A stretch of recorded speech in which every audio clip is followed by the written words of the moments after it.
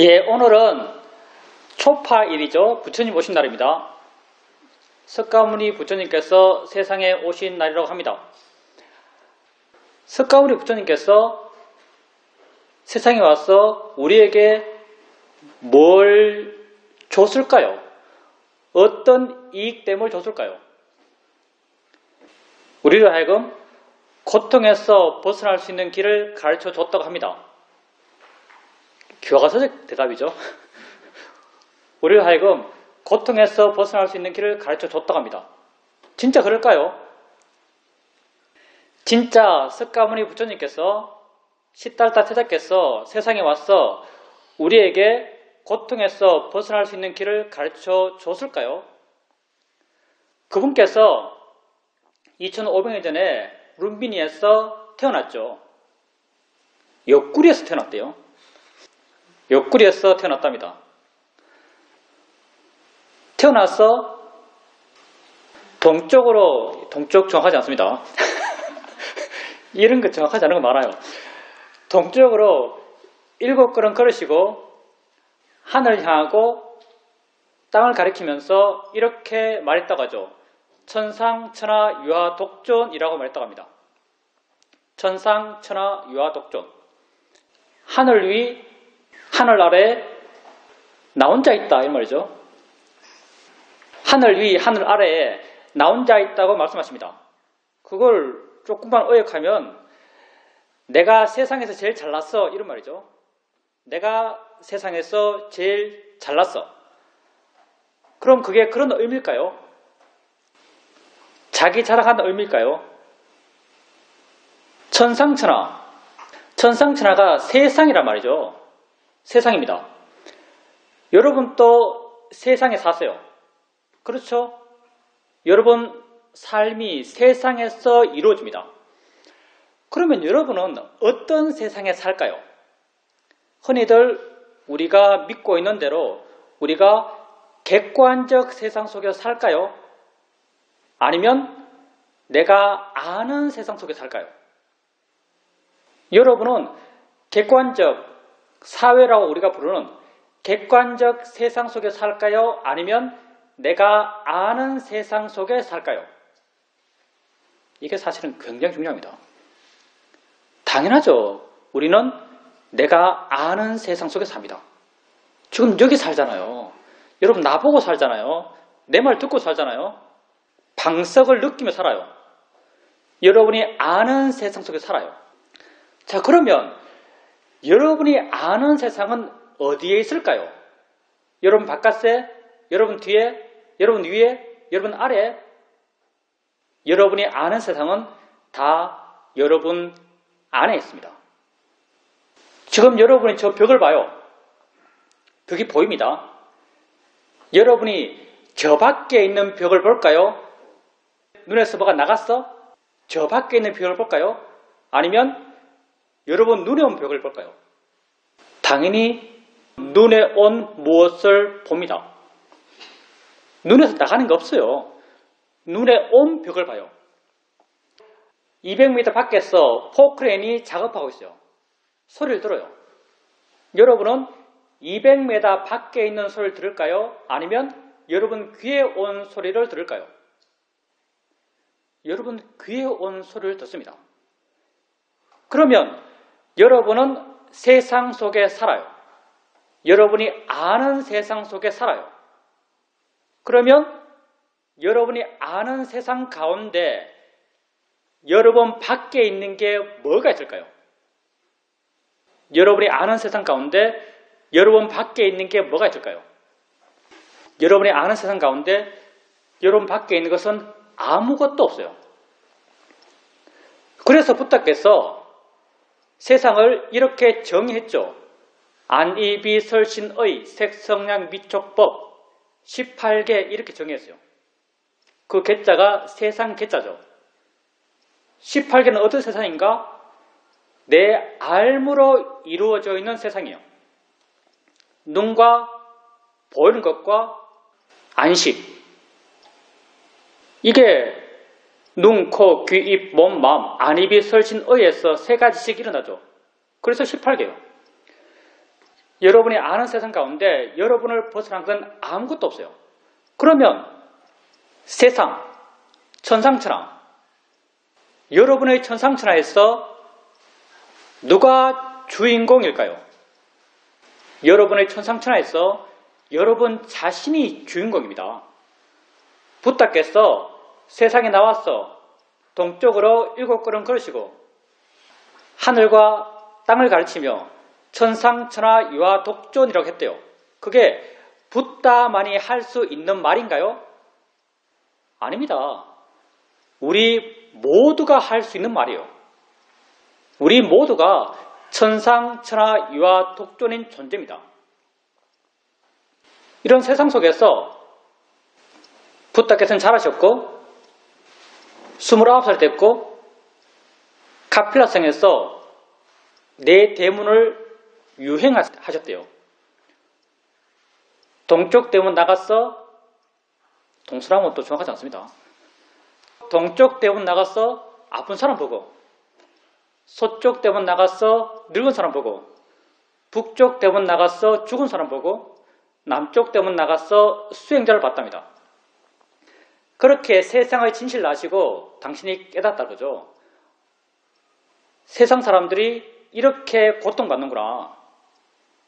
이렇게 고통이 분명한데 내가 이렇게 편안하게 사는 것이 어떤 의미가 있는가. 이렇게 깨달았다고 합니다. 자, 그러면 이때 부다께서 가졌던 문제의식, 이게 2가지일 수 있죠. 하나는 모든 중생이 이렇게 괴롭구나. 내가 빨리 이 괴로움의 해결책을 찾아서 모든 중생을 고통 없이 바른 길로 인도해야겠구나. 이런 결심을 할 수 있어요. 또 하나는 사람들이 늙고 병들고 죽는구나.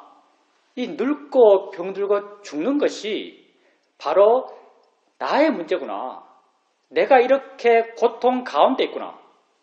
이렇게 고통 가운데 있는 내가 그냥 현실에 안주하고 현실에 만족하면서 사는 것은 바르지 않다.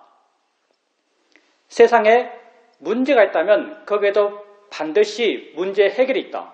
그 문제 해결을 찾아서 나의 고통을 해결해야겠다. 이게 2번째 가능성이죠. 부다는 중생을 위해서 결정하셨을까요? 자기를 위해 결정하셨을까요? 정답 없습니다. 책이 안 나와요. 자기를 위해 결정했겠죠. 당연히 자기 괴로움 때 해결 안 됐는데요. 다른 사람 괴로움을 바라볼 여가가 있나요? 자기 괴로움 때 해결되지 않았어요.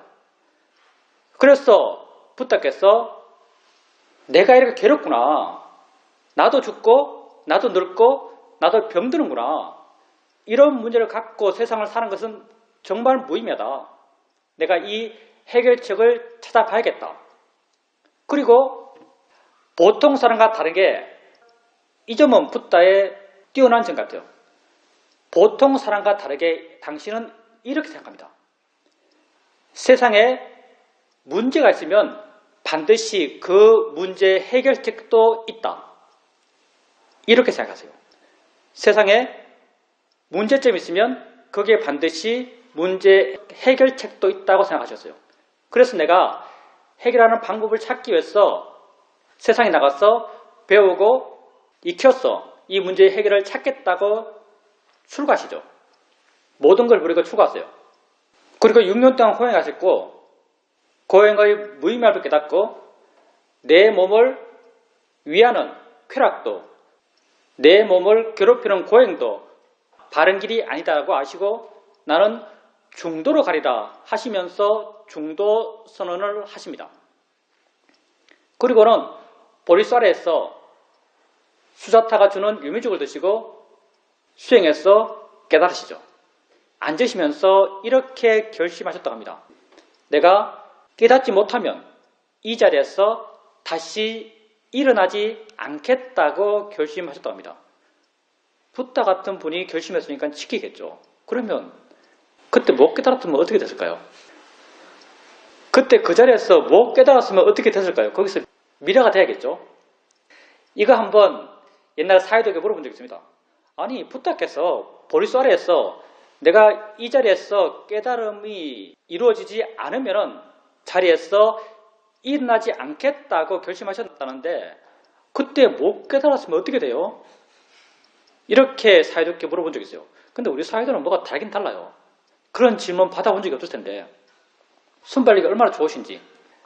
당신의 지혜는 이미 거의 임계치까지 가득 찼고 당신이 그 좌선을 통해서 깨달음이 생길 것을 아셨기 때문에 그런 결심을 했지. 붓다가 바보냐?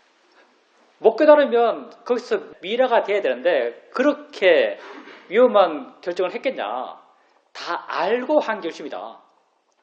이렇게 우리 사회도께서 말씀하시더라고요. 다 알고 한 결심이라고. 그렇게 붓다께서 깨달으셨죠. 그러면 도대체 붓다는 뭘 깨달았죠? 연기를 깨달았다, 인과를 깨달았다, 열반을 성취했다, 말은 많은데 붓다께서는 뭘 깨달았을까요? 여러분 지금 초파일 법회에 참석하고 있습니다. 부처님의 탄생을 축하하는 자리에 있어요. 이 의미가 뭔가? 붓다의 깨달음이 진실이고 그 깨달음을 나도 따라서 가겠다는 그런 분들만 모여있는 거죠. 그럼 도대체 붓다께서는 뭘 깨달으셨는가? 붓다는 고통의 원인과 그 고통의 해결을 깨달으셨어요. 고통의 원인과 그 고통의 해결을 깨달으셨습니다. 여러분 세상 속에 살아요. 많이 고통스럽죠? 많이 고통스러워요. 고통스러우면 마음이 반응합니다. 고통의 원인에 대해서 원망하고 화내고 없애려고 그래요. 여러분 세상 속에서 고통받을 때 고통의 원인을 어디에서 찾습니까? 세상에서 찾죠. 저 사람 때문에 내가 힘들어. 저 소리 때문에 내가 괴로워. 이 느낌 때문에 내가 아파. 세상에서 찾아요. 그리고 그 고통의 문제를 해결하기 위해서 어떻게 노력해요?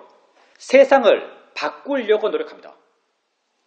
보기 싫은 것을 없애려고 그러고 듣기 싫은 소리를 안 들으려고 그러고 안 좋은 느낌을 안 느끼려고 그러죠.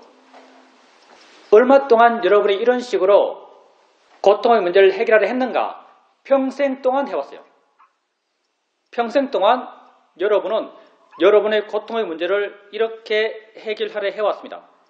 그러면 여러분이 이렇게 평생 동안 줄기차게 여러분 고통의 문제를 해결하기 위해서 노력했는데 여러분의 고통이 얼마나 해결됐나요? 아마도 조금도 해결되지 않았다고 생각될 겁니다. 왜 여러분의 고통의 문제가 조금도 해결되지 않았는가? 원인을 바른 곳에서 찾지 못했기 때문이죠. 내가 미얀마에 있을 때 하루는 법당에서 좌선하고 있었어요. 법당에 좌선하고 있는데 법당 밖에서 개 2마리가 아주 치열하게 싸웁니다. 다음 세대 강아지의 아빠는 누가 될 것인가? 이 타이틀이죠. 개 2마리가 아주 치열하게 싸웁니다. 순간 마음이 좀 불편했어요. 근데 금방 마음이 다시 편해졌습니다. 왜? 쟤들은 개들이니까. 개를 어떻게 하겠어? 이런 마음이 돼요. 그리고 다시 수행을 잘 할 수 있었습니다. 또 잠시 시간이 지난 뒤에 수행홀 뒤쪽에서 수행자 2사람이 소곤소곤 떠들어요. 소리가 아주 작아요. 누가 하는지 무슨 뜻인지도 알아들을 수가 없어요. 근데 내 마음에는 화가 불같이 일어납니다. 참고 참다가 결국은 못 참고 가서 말하려면 밖에서 말해라. 이렇게 애원하죠. 말하려면 밖에서 말해라. 내가 화났어요. 괴로웠어요. 뭐 때문에? 소리 때문에. 세상에 상식이 있습니다. 어떤 소리가 내게 더 크게 화나게 하고 어떤 소리가 나를 더 작게 화나게 하는가?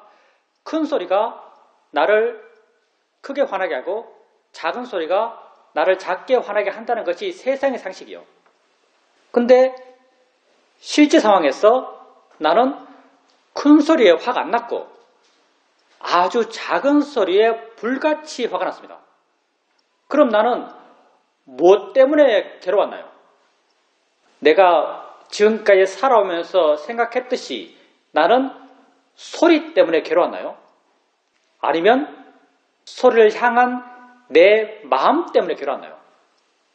소리를 향한 내 마음 때문에 괴로웠습니다. 문제는 소리가 아니에요. 문제는 보이는 게 아니에요. 문제는 느낌이 아닙니다. 문제는 그것들을 향한 내 마음 자세죠. 이게 붓다가 발견한 괴로움의 원인이에요. 문제가 어디 있는지. 여러분이 살아오면서 괴로운 상황을 만날 때마다 본능적으로든 의도적으로든 그 괴로움을 해결하기 위해서 노력했어요. 여러분이 어떤 방향에서 노력했는지 한번 보십시오. 한결같이 세상을 바꾸는 방식으로 문제를 해결하려 했어요. 아들을 바꾸고 딸을 바꾸고 남편을 바꾸고 보이는 걸 바꾸고 들리는 걸 바꾸고. 근데 문제는 거기 있지 않았어요. 여러분 삶의 문제가 왜 그렇게 지금까지도 하나도 해결되지 않았는가? 원인이 없는 곳에서 그 원인을 찾아봤기 때문이죠. 거기에 원인이 없어요. 접근법이 완전히 틀렸죠. 그러니 어떻게 그 문제를 해결할 수 있는 방법이 여러분에게 알아졌겠어요? 원인은 여러분 마음입니다. 원인은 나 자신이에요. 여러분 마음이 여러분이죠. 세상에서 나를 괴롭힐 수 있는 유일한 사람이 있습니다. 누굴까요? 세상에서 나를 괴롭힐 수 있는 유일한 사람은 나 자신이죠. 세상에서 나를 괴롭힐 수 있는 유일한 사람은 나 자신입니다. 이게 축복일까요? 저주일까요? 세상에서 나를 괴롭힐 수 있는 유일한 사람이 나 자신이래요.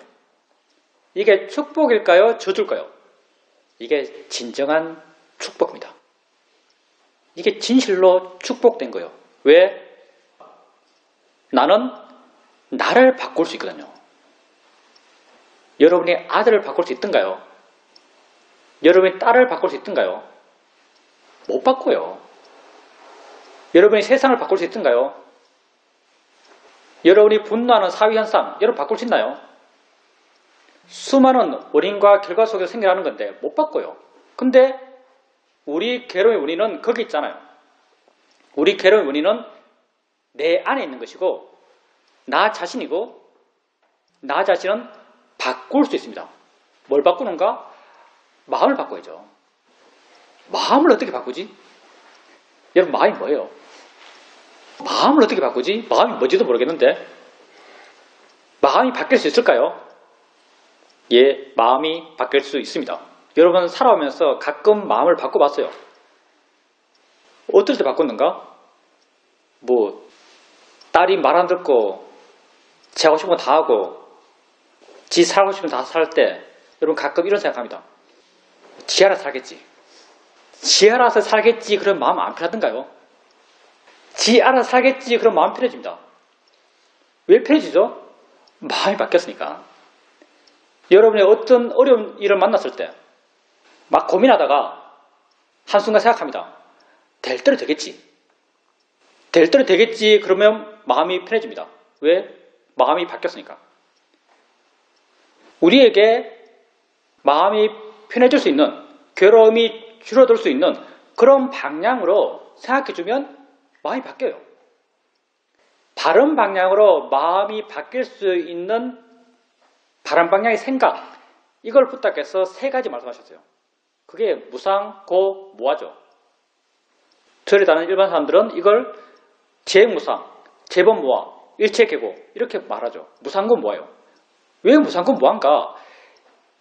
이런 방향에서 바라보면 마음이 편해져. 덜 괴로워져. 그래서 내가 덜 괴로워질 수 있는 세 가지 시각, 세 가지 견해. 그래서 이게 3법인입니다.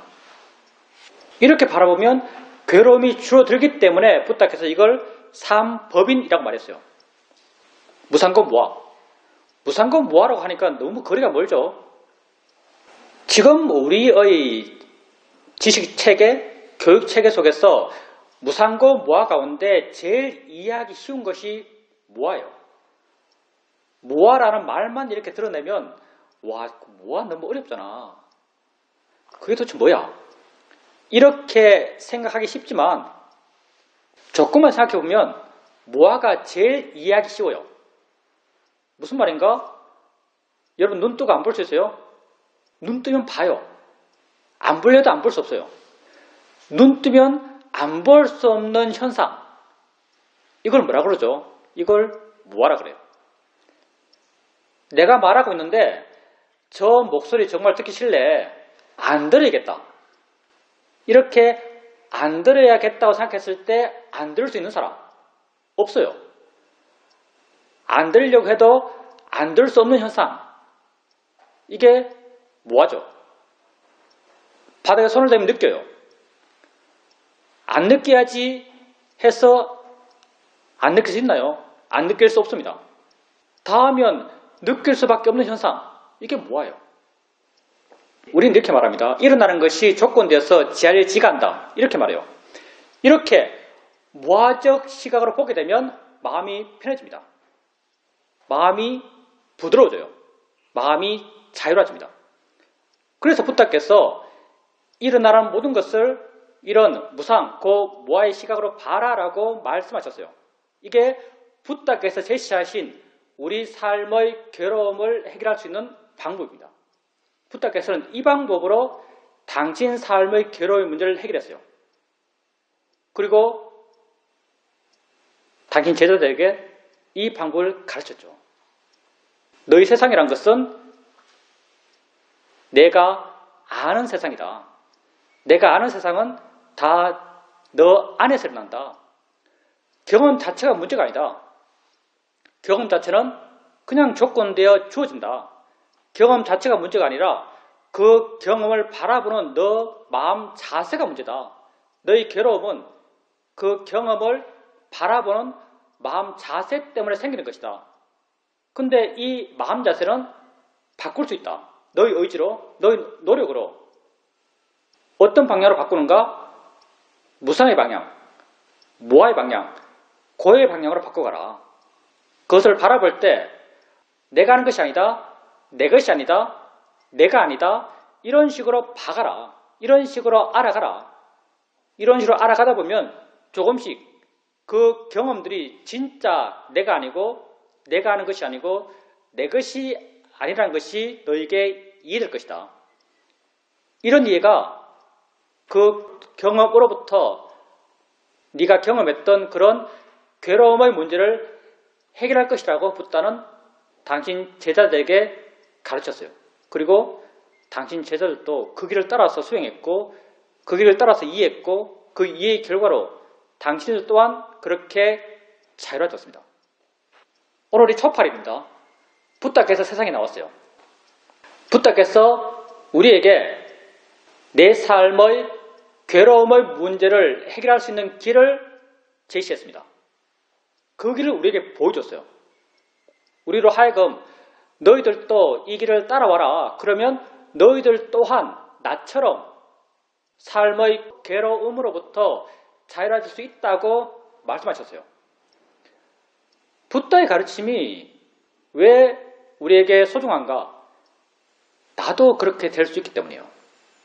여러분도 그렇게 될 수 있기 때문이에요. 그러니까 우리가 부다의 생일을 이렇게 축하하는 거죠. 당신께서 우리에게 이 길을 가르쳐 줬기 때문에 여러분도 이 길을 가보십시오. 진정한 천상천하 유아 독존이 되어보세요. 여러분 삶의 진정한 주인이 되어보세요. 여러분 살아오면서 내가 내 삶의 주인이다라고 느낀 적 있나요? 정말 여러분이 여러분 삶의 주인인가요? 조건 따라 흘러왔죠. 마음 따라 흘러왔죠. 그 마음에 대해서 옳고 그른가를 판단해 본 적 있나요? 그냥 상황 따라 흘러왔죠. 시간과 상황과 경험 속에 생겨난 내 마음의 경향 따라서 그 경향을 바르게 바꾸려고 노력해 본 적 있나요? 여러분 마음에는 수많은 경향이 있습니다. 경험 속에서 쌓여서 굉장히 고정되어 있죠. 그게 모여서 여러분 삶이 됐어요. 여러분 삶에 만족하십니까? 여러분 삶을 바른 방향으로 바꾸겠다고 생각해 본 적 있어요? 여러분 삶을 바르게 바꾸기 위한 아주 구체적인 자기의 노력을 해본 적 있나요? 내가 정말 내 삶의 주인일까요? 아니면 나는 그냥 흘러가는 대로 살아가는 이 사회 부속일까요? 그럼 어떻게 내가 내 삶의 주인이 될 수 있을까요? 여러분이 삶의 방향이 있어야죠. 어떤 방향인가? 내 행복을 위한 방향이죠. 삶의 목적이 있어야죠. 삶의 목적이 무슨 100억 모은다, 건물주 된다 이거 아니에요. 붓다는 삶의 목적을 괴로움이 없는 삶, 이게 붓다께서 제시한 삶의 목적이에요. 괴로움이 없는 삶. 괴로움이 없는 삶을 현대어로 표현하면 행복한 삶 이렇게 말할 수 있어요. 만족하는 삶, 기뻐하는 삶 이렇게 말할 수 있죠. 여러분에게 삶의 목적이 있어야 됩니다. 자기를 위한 목적이죠. 사회를 위한 목적이 아니에요. 자기를 위한 목적이 있어야 돼요. 그리고 그 목적을 위해서 그 목적을 향해서 노력해야죠. 그렇다면 그 사람은 자기 삶의 주인이라고 말할 수 있을 겁니다. 자기 스스로 자기 삶을 이끌어가고 있죠. 자기 스스로 자기 삶을 바른 방향으로 계속 나아가기 위한 노력을 하고 있어요. 그렇다면 진정 그 사람은 자기 삶의 주인이라고 할 수 있을 겁니다. 여러분은 다 행복하고 싶어합니다. 여러분이 행복하지 못한 이유는 단순해요. 붓다의 가르침을 따르면 알아지는 것에 대해서 마음이 바라지 않기 때문에요. 알아지는 것 때문이 아닙니다. 세상 때문이 아니에요. 보이는 것 때문이 아니에요. 느껴지는 것 때문이 아니에요. 그것에 대한 여러분의 마음 자세 때문이에요. 근데 이 마음 자세는 바꿀 수 있습니다. 하면 되는 거예요. 될 대로 되겠지 해도 이미 돼요. 여러분 마음에 내가 아니야 라는 것이 얼마나 와닿을지 모르겠지만 생각으로 이해하고 자꾸 적용시켜 나가다 보면 봄의 일어나는 보면서 내가 아니야 저절로 일어나지. 들으면서 내가 아니야 저절로 일어나지. 이렇게 계속 반항하다 보면 그 일어나는 데서 진정으로 내가 하는 것이 아닌 조건 따라 일어났다고 이해합니다. 그게 여러분 마음을 자유롭게 해요. 여러분 삶에 바른 목적을 갖길 바랍니다. 세상의 목적, 물론 세상의 목적 중요해요. 먹고 살아야죠. 집도 있어야 되고요. 크면 좋아요. 차도 좋으면 좋고요. 근데 그게 다가 아니죠. 내가 생각하기에 인간이 생명으로서 존재로서 가장 리얼하게 자기 삶의 진실을 만나는 것은 죽음에 가까울 것 같아요. 죽음 앞에서 여러분에게 뭐가 의미 있을까요? 죽음 앞에서 여러분에게 뭐가 의미 있을까요? 통장의 잔고, 갖고 있는 빌딩, 검사된 아들, 의사 되는 손자, 의미 있을까요? 의미 없어요. 의미 있는 건 뭐죠? 의미 있는 건 오직 자기 자신만이 의미 있습니다. 오롯이 나 혼자죠. 그러면 여러분 자신에게서 어떤 의미를 찾을 수 있을까요? 지금도 이렇게 살고 있는데 내가 뭐가 의미 있지? 내 존재 의미가 뭐야? 어떤 의미를 찾을 수 있을까요? 바르려고 하는 것의 의미를 압니다. 참되려고 하는 것의 의미를 알아요. 지금 현재 이렇게 있다는 것의 의미를 알아요. 여러분이 자기를 지켜보고 자기를 알아가고 자기를 이해가고 자기의 경험을 바르게 보려고 그래요. 그리고 자기 스스로 바르게 보려 한다고 알아요. 바르게 보려 하는 것, 그게 뭐죠? 그게 삶이에요. 여러분 삶이 뭐예요? 여러분 삶이 알아지는 것에 대해서 반응하면서 마음을 일으키는 것, 이게 삶이에요. 근데 그 마음을 바르게 일으키려고 그래요. 그걸 우리는 수행이라고 그러죠. 여러분 삶 속에서 알아지는 것을 알아가면서 그것에 대해서 내가 아니야, 무아야, 영원하잖아, 무상이야, 이렇게 바르게 보려고 그래요. 정말 그게 이해되면 마음이 변해요. 마음이 가벼워지고 부드러워지고 물러나고 자유로워집니다. 이렇게 마음이 변해요. 그리고 계속 그런 이해가 깊어져 가다 보면 조금씩 그렇게 바르게 보려고 한다는 것의 의미가 뭔지 알아요. 바르게 보려고 한다는 것, 그게 또 뭔가? 그게 삶이에요. 수익이란 것이 특별한 시간 동안 특별한 노력으로 하는 특별한 활동이 아니죠. 여러분 삶의 내용이에요. 그렇게 사는 것의 의미를 압니다.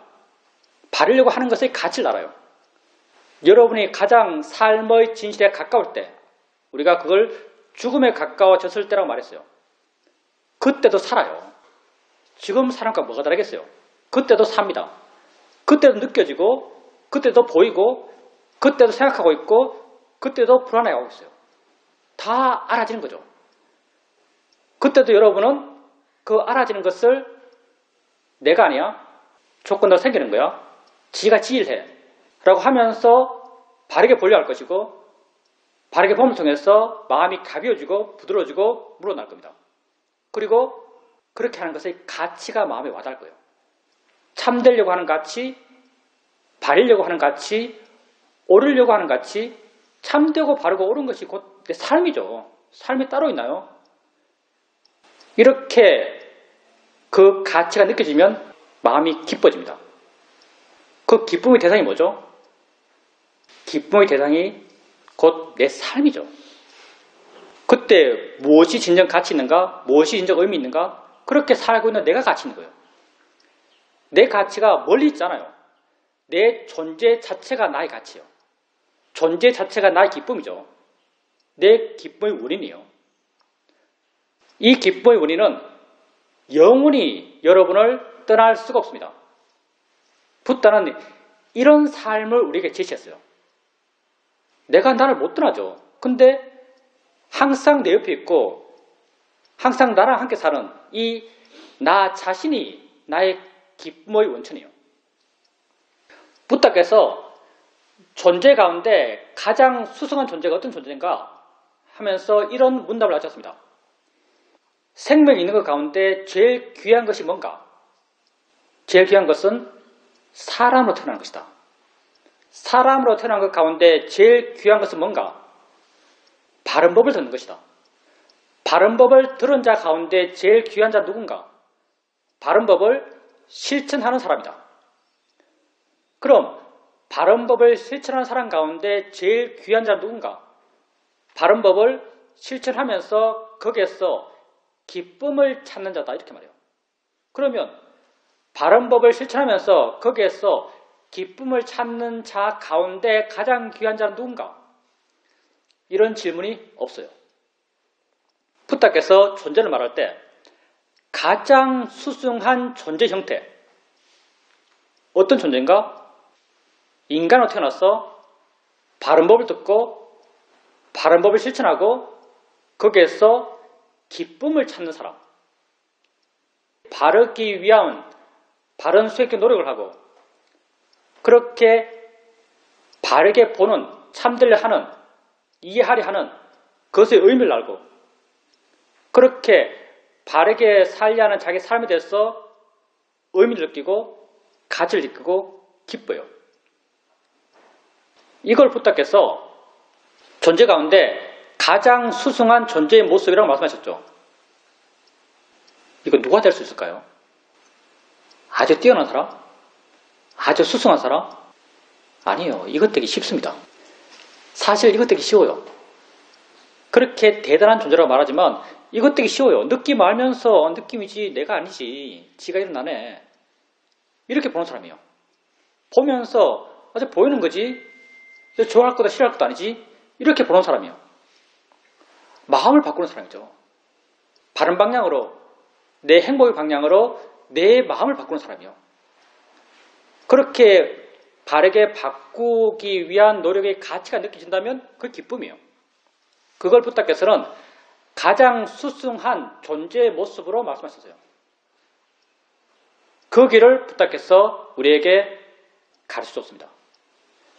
여러분이 할 수 있는 길이에요. 여러분이 갈 수 있는 길입니다. 아주 쉬운 방법이거든요.